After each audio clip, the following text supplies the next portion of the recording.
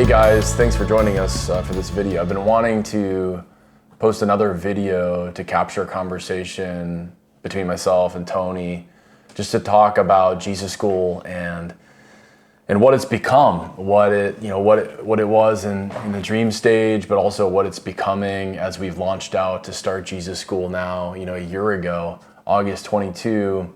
We launched Jesus School. It was a step of faith for our church family, really an expression of a conviction that we have that the gospel going forth has to include discipleship of people. And in this highly intensive, extravagant investment in people is the Lord's heart. And so we've sensed the Lord's heart in this from the get-go in the dreaming stage, and now as we've launched it has been. And so I've wanted to sit down with Tony again, and now as Jesus School has kicked off and it's well underway, we're probably 2/3 of the way through the school year now.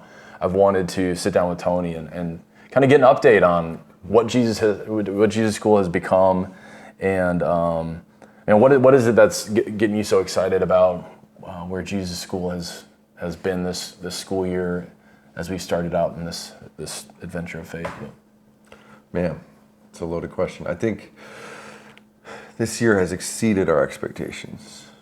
I mean, I know for you and I, as we've dreamt about what something like Jesus School could be over the years, and maybe we hadn't had it formulated quite like this through all these different years. But when I look back to my college experience and just my life being formed in the place of prayer and worship before the feet of the Lord, where you're not trying to establish anything really neat or cool or build something. It was really just about loving the Lord.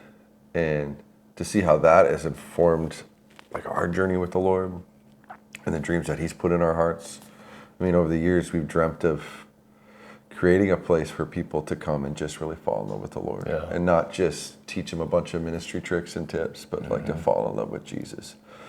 And so then it's one thing to experience that organically, like just it comes out of the ground like a potato, like we did in college, to now creating like purposefully and intentionally creating a place for people to come and just fall in love with the Lord. There's still this place of like, I can't do it for you. Like I can't make you fall in love with the Lord. All I can do is hopefully give you the best opportunity to do that. And so then this year to see some of the different ways that we give people an opportunity to do that, and then to see the fruit of it, it's sort of been like, holy cow, like better than I could have imagined. When you're planning for things like this, it's like, you have all these ideas about what it could be and what it could look like, and then when it happens, it may or may not be like that. But I think in some ways it's been much different than I thought, and in other ways it's exceeded my expectations. But yeah, what convictions have grown in your heart? I mean, we talked to that. I mean, I feel like so much of the church,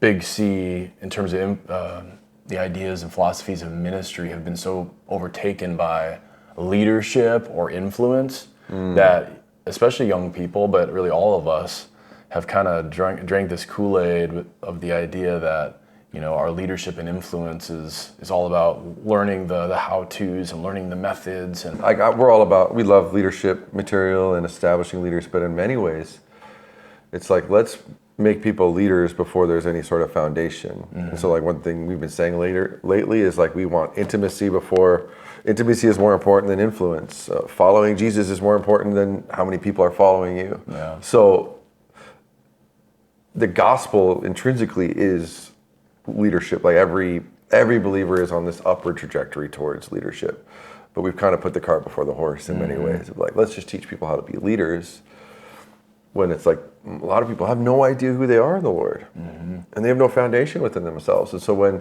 as Mark 4 says, when the trials of life come for the testing and for the word's sake, it's like, oh, I don't have a root system.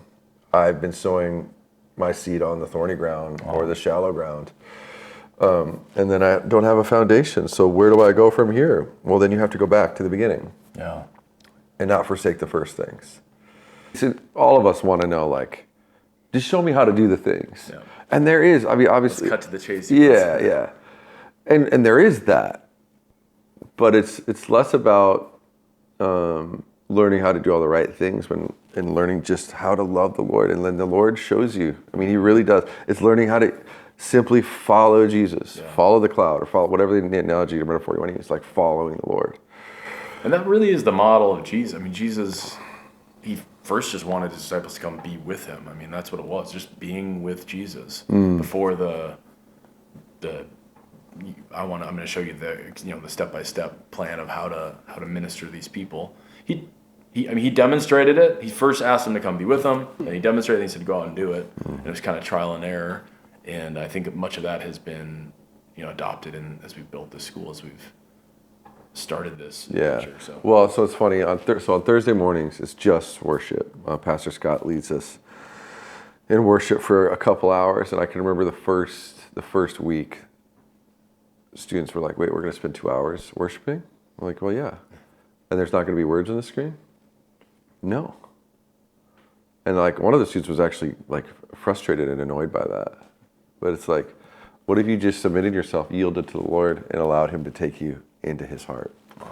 And so now, man, that 2 hours goes by quick. It's funny like how the Lord disciplines, like teaches you the discipline of worship, not so we can pat ourselves on the back or grow self-righteous, but to like give yourself an opportunity to experience the Lord. A lot of people are like, I never hear the voice of the Lord. Well, it's like, well, you never spend time with them. Yeah, well. You never get beyond your flesh and let the Lord crucify your flesh so you can actually hear his voice. So that time has been like just so rich. And now that time flies by. It's like, man, your stamina increases very quickly. And we're finding out that in other areas of the church, midweek prayer, where it's like, man, that time just goes really fast. Yeah. And it's not to say that within Jesus School we don't have ministry moments. I mean, outreaches, our Thursday afternoons are given to outreach around the city. But I love how you've established that on the backside of the week, that it becomes the natural outflow. By that point in the week, they're bursting. Yeah.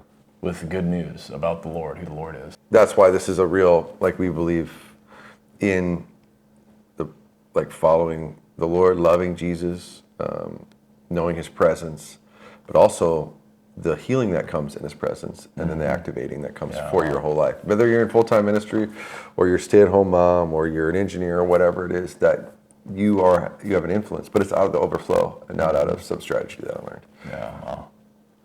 So have there been any kind of audibles that we've called this year? I mean, has anything not gone quite like we thought, or themes that kind of emerged that have been different than what we maybe expected when we started? Yeah, I mean, we had thought identity in the Lord would be a big one, but I guess I wasn't as prepared as much as like how much that's lacking in the church today. Like more than just saying our daily affirmations and saying, I know who I am in the Lord. But like to know that you know. And not moving on from the gospel, Right. Allowing the gospel to be our food. Right. Like really learning what it is to be a son, learning what it is to be a daughter, and then how that informs the rest of your life. So all the students, we have several different prayer counselors, prayer minister, inner healing, and they all go through that. And maybe underestimated the amount of stuff that people have to work through. Mm-hmm. And so, I mean, I think that's great. What an amazing opportunity to do that. The Lord can do what he wants in your heart and in your life, like healing and changing, and also you can also grow and walk with him in maturity, and he can use you to accomplish his will on this world. Yeah. Like he can do all those things at the same time. It's not, we don't have to just choose, A lot of times people are like, well, once I get to this point, then I'll start talking to my neighbor about Jesus. It's like, no, you know the gospel right now, so share. Both, yeah. Right. The reality is we chose this path intentionally. We chose this path of doing a day school so that, part of the transformation would come through the immersion in the intensity of the whole thing. I mean, it's like, hopefully everyone is in a culture where they're being discipled and growing in the image of Christ. Every believer should be. But Jesus School is specifically designed to kind of be the deep end, to be the, the jumping in. There's wading into the water, and then there's the jumping in. Oh, it is. Jesus School really is the jumping off the dock into the deep end. And and that can be uncomfortable the first few weeks and months. And even the community aspect. I think that's one of the other things, to answer your question again, is like I wasn't anticipating maybe the difficulties that arise through just you're with the same people all the time.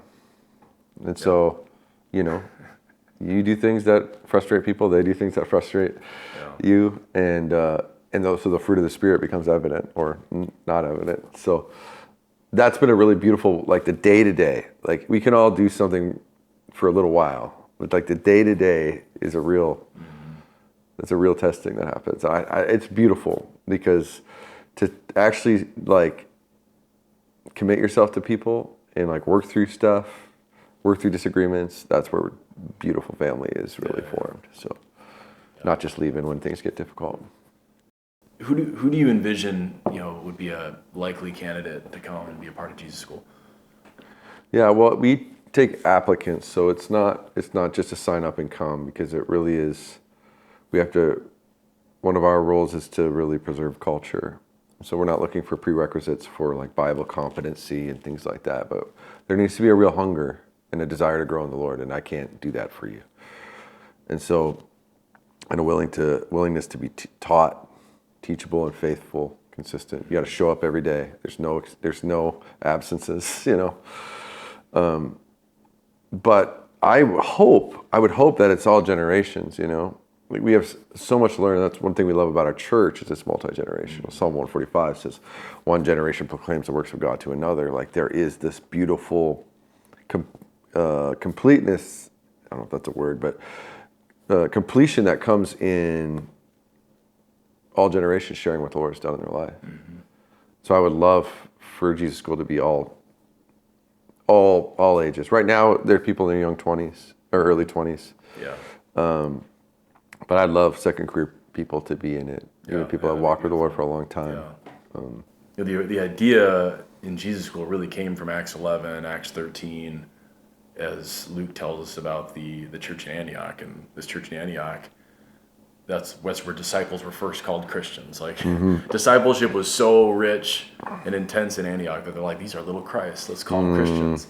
And then later in Acts 13, that's where they were praying. They were in a season of prayer and fasting, and they have this inkling from the Holy Spirit that they should set aside Paul and Barnabas for the work of the ministry. And we desire to have that in our church family, this place where we're all seeking to be transformed into the image of Christ, everybody. And for some, that'll mean jumping into the deep end and even to a more intense environment like this. Not everyone can, but I hope people will hear the invitation to at least consider if Jesus School is part of their future. Yeah, people have asked, can you guys do this online? Can I come half the time? And it's like, no, it is an all or nothing. Like being immersed in the atmosphere in the community is part of it, is a big part of it. Yeah, hopefully they're still being discipled elsewhere. Yeah. And I think our church provides lots of opportunities for those discipleship relationships, but specifically what Jesus School is really only works this way in full time, them jumping in. What have you found with students this school year? Have you found many of them work an outside job or? Yeah, all of them work. They all work. An outside job. That's what I thought.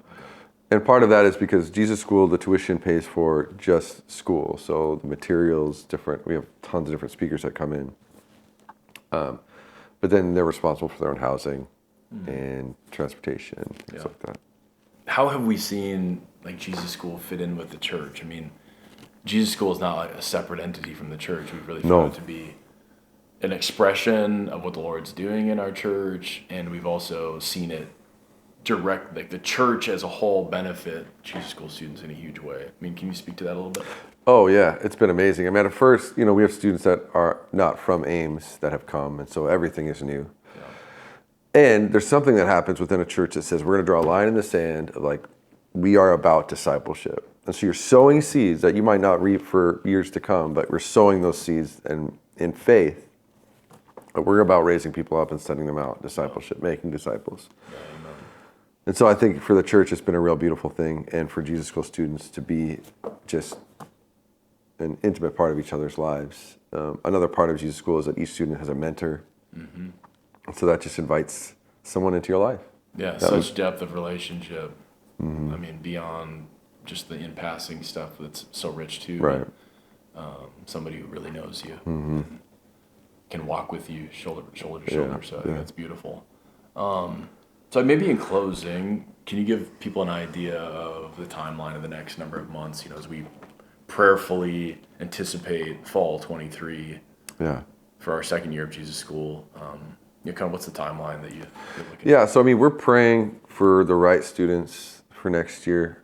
We want the Lord to send, people that know they're supposed to be there. And so registration is open now for next year. Applying is open for this year, and then that goes all the way till July 1. Okay, cool. So you submit an application, we review it, and then we set up an interview if we feel like we should move forward, and then from the interview we go. And again, it's not an interview to see, how do you know all 66 books of the Bible in order. It's not a quiz. No, it's really just for us to get to know you. Yeah. You get to know us. Us ask you questions, you ask us questions. Figure out if it's a good fit or not. Yeah, great. And it's been cool to see some people coming to visit to check out Jesus School. Is that something other people can do, or how would people do that? Yeah, if you want to come visit, connect with us. You can do that on the website, and or email info@livethemessage.org, and email us. Come for a visit. Come check out us Sunday, and spend time with us. We'll grab lunch and talk.